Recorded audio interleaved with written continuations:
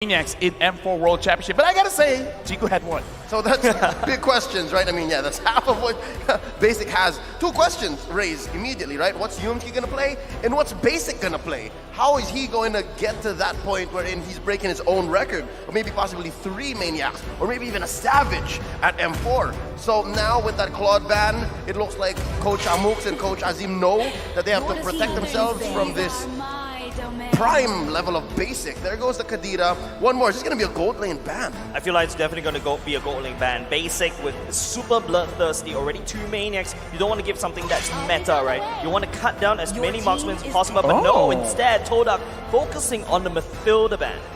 This is kind of weird because I was kind of expecting for like a Beatrix, because right now, looking at the draft from the Valley, they have a lot of magic damage. So Harif is a good pick, but overloading with magic is kind of easy to itemize again. Yep. So I'm really looking at some kind of physical damage dealer from the gold lane. So I'm thinking of Beatrix, but it looks like perhaps they want the Beatrix to go through. Maybe it's kind of a bait by banning out the Mathilda, because Mathilda could be something good against Todak's draft, but I can't see it right now. Yeah, the Mathilda actually opens up and allows for the mobility on the Valley, and Todak doesn't want that. I think Todak just wants to take it to their face and make sure that when they make an engagement, it sticks.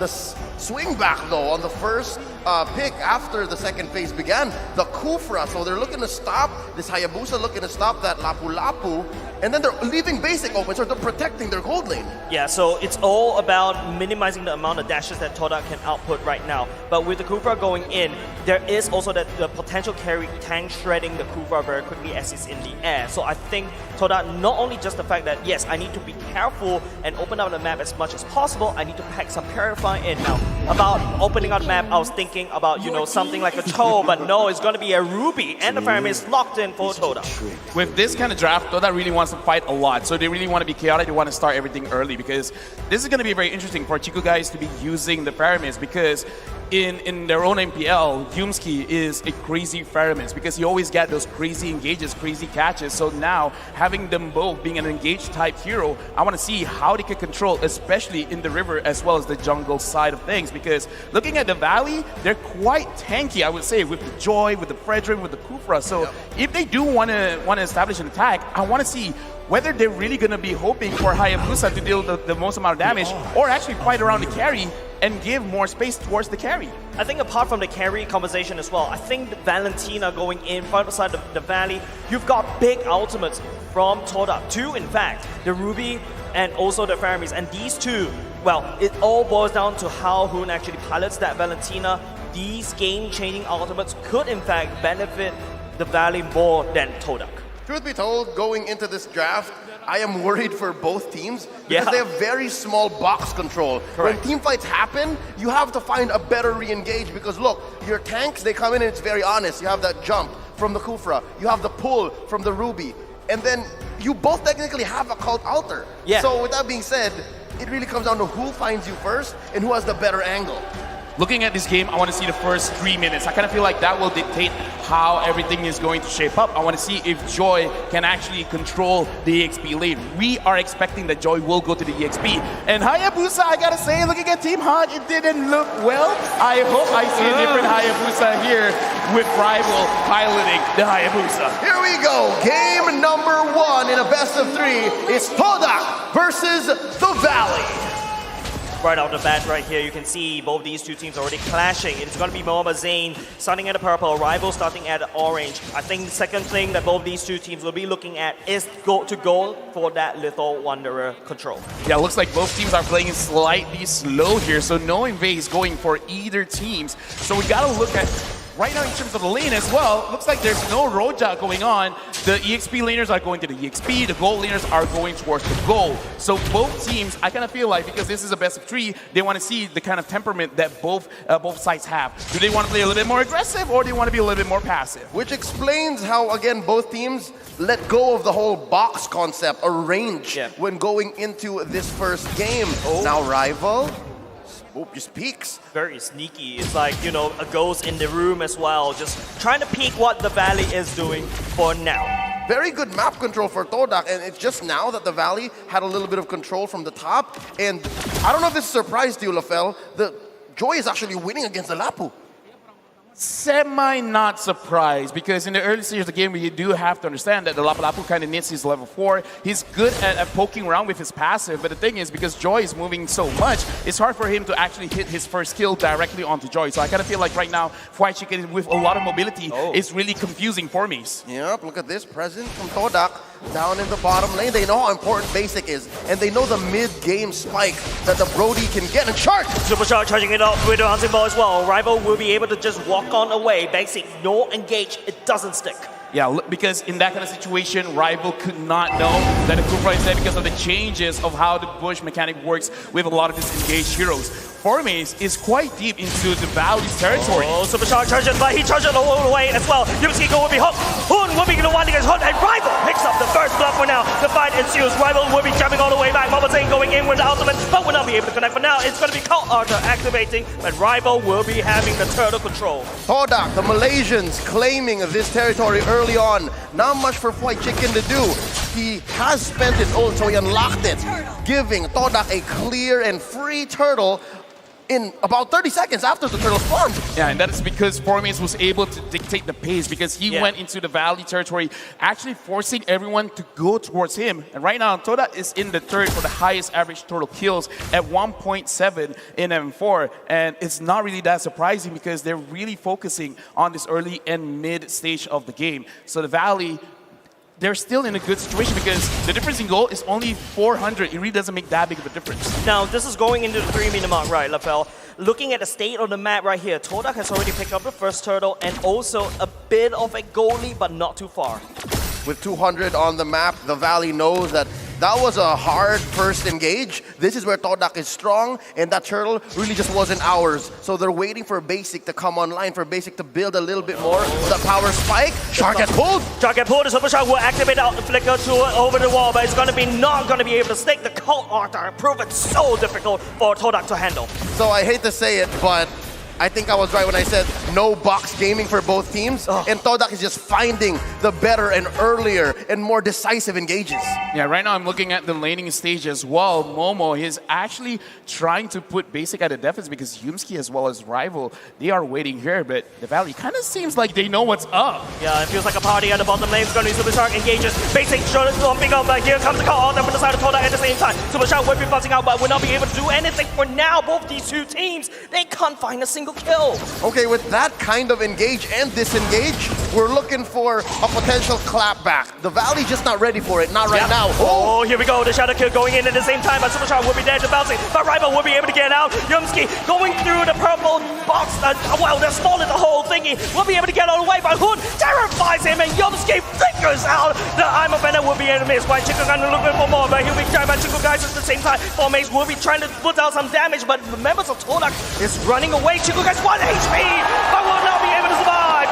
White Chicken activate the vengeance, but will also, as well, it's a trade. Oh, another one falls. An expanded and extended team fight. All this while, the Valley was just using that to buy time. They get the second turtle. Yeah, looking at this, it could be a game where we're looking at whoever pulls the trigger first, because the way that you got to go in and out of the team fights, you got to micromanage all of the timings, the ults, the spells, because looking at the itemization right now, Joy already has that Genius 1, so a prolonged team fight will be pretty good for the Valley, because quite a lot of magic damage is on their side. Rival here, having the Hunter Strike is great, is good, but I don't think the Valley, anyone will be really alone, so he can't really maximize the power of the Hayabusa. Yeah, even if White Chicken does go a little too deep, you can already see that White Chicken's building hybrid.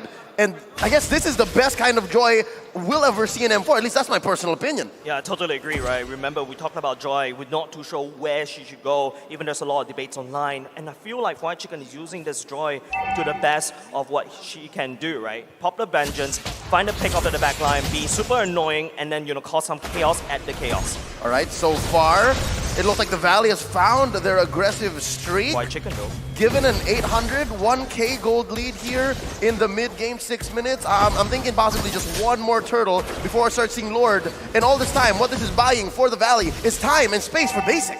Yeah, right now Basic is looking pretty good because we got to remember that the Brody is pretty strong a lot in terms of burst damage and has been buffed up recently in the previous patch. So people are like, oh, maybe he's not that strong mid-game, late game. No, not really. Brody right now is actually a monster. So if he can wait out for Chiku guys to use his ult, then Basic will pop off in this game. I feel like what the Valley is trying to do right here is, right, I don't think they're looking for the kills. They're just trying to scare off Todak, make sure they don't engage, use Brody, use the Basic to basically push down the turrets very slow. Look at the bottom side. It's really hurting for the side of Todak, but Super Shark charges. Yubski tries to spin. Super Shark actually catches. Stay all the way at the back line, but you guys activate call on both sides. Activate the call out there as well. It's going to be the battle of the sustain and both sides. But Momo, he's actually free hitting. Basic jumping and Chico guys drag 4-5 members. It is a disaster. Overside of the Valley. And Rival is still alive as well. Trying to output some damage, but the sustainability coming up in the Valley is still there. But Rival, the assassin, oh my goodness, he's still going at it as well. Fried Chicken buying some time, but the damage is down. 3 men goes down for the Valley. Fried Chicken still trying. It's 4 Mays and Rival. 2v1. Fried Chicken still gets it, shutting down the rookie jungler. And all this time I was going to say, 4 Mays fashionably late, but not enough time to kill Fried Chicken. Well, looks like the joy with the vengeance is the answer. That's but right. I gotta say, this is a good style for both teams because whether it's a good decision or not, if someone says goes in, everyone goes in, and that's what we see from Todak because it was quite an over-aggression because Momo, he flickered in trying to get those kills, but he put himself in a very, very tough spot where he received a lot of damage from the Valley. So I like this level of play. I like this level of trust, but they gotta make sure that the right calls are being made. Yep, slowly we are seeing how that head-to-head graph came to be. We're seeing now how the Valley can come back, find these angles, and again, take control of the mid-game. There you go, that last turtle went over to the Valley. You see that Basic has built his Malefic Roar. So as soon as he gets like at least 2 stacks on somebody, someone's going down. Yeah, I really don't think this is a really good fight from the side of Todak. They're just trying to put some pressure on the top side. Mobazane is already here. You know, just shoving them away. Need to protect Fried Chicken as much as possible. He's doing quite well as well. Try to put the attention more towards the EXP lane so that the Brody does have better farm, trying to push down these turrets. Right now, it looks like Todak's idea is they're trying to get any kind of objective because that's the way that they could equalize the goal because if they try to fight, it's really not going to happen. So they're trying to stall it out, try to see whether they can actually get this top turret. If they can, they're kind of in trouble because this gives a lot of time for the Valley to set up something anywhere else. Oh, Super Shark. It is going to be Rival, the first victim. Shadow kill all the way in and giving away the turret in the mid lane. So much map control for the Valley now. Oh no, they're going to answer. They're going to find Yumski. Will be the flicker will be committed at the same time. That is 1 flicker burn from the side of Todak. All right, so what we saw there was Todak setting up a huge top lane siege, but the Valley being maybe a step and a half ahead. They pushed mid, they caught Rival, and then a false engage onto Yumski, but they forced the flicker, so I'm guessing that's a big win for the Valley. They had information because Mobazane was up there as well, so he assumed, okay, I just saw them top side. I don't see them again, so most probably they're gonna stay there. We could set up something in mid. So that's what happened. They saw what was there, and they made a very good assumption that they're not gonna move. So that's just calculated aggression. Oh, is that a purple? He did! That's the purple buff stolen by Mobazane, and that's purple. The biggest problem. If you have your mid lane cracked open, but now the Lord has spawned. This is the first Lord. Don't forget, Todak doesn't really have a good Lord control. Oh no, 2K ahead, and you can assume that a lot of that is on Basic, and a lot of that is on Fried Chicken, and he's rocking that mystery shop. So best believe he's making the most of that gold more than 4 Mays. 10% is gonna go a long way, especially for a team that likes that mid-game power spike 10 minutes in, and it's very difficult to find a way for Todak to get in there. We're looking at least all ults being online and looking for that engage. Who's gonna get in first? My goodness me, Mobazane already chunked down the third Lord, already half HP, but look at Fried Chicken, look at him go. He's looking for the pickup right here, but he's gonna get stunned right now, but Mobazane at the same time, Fried Chicken fought so much time for the Lord to be taken away by the Valley as the Valley collapsed on top of Todak. 3 members has already gone down, 4 Mays, and also fighting for dear life, but would not be able to survive. Rival, the only one left. Super Shark, man, he set it up so well as well. Since everyone is so clumped up together, there is no way this Hayabusa could work. So right now, Todak, they're really losing up the engages on Super Shark. He's really shutting them down hard. And now they're making their way into the base. That shield pop. Chiku guys forced to use the cult altar early. too early and too late at the same time. Yosuke will be dragging it out. Look at the damage from coming from Momo. Will not be able to connect. Basic still all the way back, but Hood coming in with the call out of his own. And Rival gets knocked up in the air at the same time. It is going to be Momo trying to output some damage in the backside, but will not be able to connect for now. Formase will be able to take down something for now. As Hood will be taking down Chico. The stun going in. Formase, what are you going to do against Momo Zane? A show of sportsmanship between Zane and Formase. I love how much this young man has grown from North America. We used to know him as these marksman junglers, as the assassin junglers, and now look him. He's playing Brethren. I mean, both of them know you're not gonna die, I'm not gonna die. Might as well show the world that we still love each other. So that was a very good defense. So the way that I'm seeing how it's gonna be played out is you gotta look at Hoon, which ult does he take, as well as you gotta look at Yumski. In this, look at his replay, look at Yumski. He's the only one that could reliably stop Super Shark. He can buy 0.5 seconds for Todak. That is what Todak needs, that 0.5 seconds. If he is nowhere near the engagement of Super Shark, the team fight is going over to the Valley. And because of that swing, there is a huge gold lead now for the Valley, approaching 8,000 gold. And what does that look like in terms of items? Looking at Brody right now, he only has 2 offensive items. The rest is defensive because he understands my role is actually to survive as long as I can. Right now, the conceal play going in. Momo look Roda. Yumski will be trying to delay some time. What was when about Todak? But Yumski is taking a lot too much damage from the side of basic. Momo Zane already looking for the Chico guys. Kill at the same time. But look at White Chicken. He's in like so much time against Momo. Formase will be trying to fight out the call. They're going in to try to kill activated by the Todak as well, but will not be able to buy enough time. Peter Bryce, what do you have for breakfast? I want some. This Brody knows what he's doing. It's a throwback to M2 Carl Teasy, winning that world championship, building the marksman this way. They're going to clear this wave, and they're going to take their time. Discipline is the call here, 13 minutes in. Right now, I kind of feel like Todak, if they really want to take a fight, they kind of got to take it in a very open space because close spaces is very good for a Kufra. So inside your base, around the river, not inside the jungle. If they do want to fight, don't fight in the jungle. I know how strong Ruby is in the jungle as well, having AoE control. But at this point, you got to respect Super Shark. Pick your fights at the right location. With this current location, it's not good for Todak. So they got to keep this in mind in their next fight. And the same can be said about the Lapu-Lapu as well. If you're in those tight corners, those alleys, it's kind of hard for Formase to predict where to land the bravest fighter in all the following skills. So that again allows White Chicken to just go roughshod straight into the back line. Now this Lord, it's as free as it gets. All right, gratis as they say here in Indonesia, giving them what, a close to 10K goal lead. You're looking at a state of devastation. There's nothing that Todak could do. No contest, no nothing at all. Todak would need to lie flat at their base and just basically watch the animation there. The Lord has been taken down, given over the side of the Valley, and this could be the very last push. This is one last option that they can have, and that is don't care about your friends. If your friends die, let them die. Just move around the map. You have a Hayabusa because look at how the Valley's playing. They play together. So if they're playing together, 1 or 2 lanes is going to be open. So try to attack those lanes. Would you prefer that it be Rival or Formase who does that? Because it's only one of them. No, both. Do both. Just trust that Yumski, Chiku guys, and Momo can protect their own base. Just Delta split. Just Delta split. If you're going to lose anyways.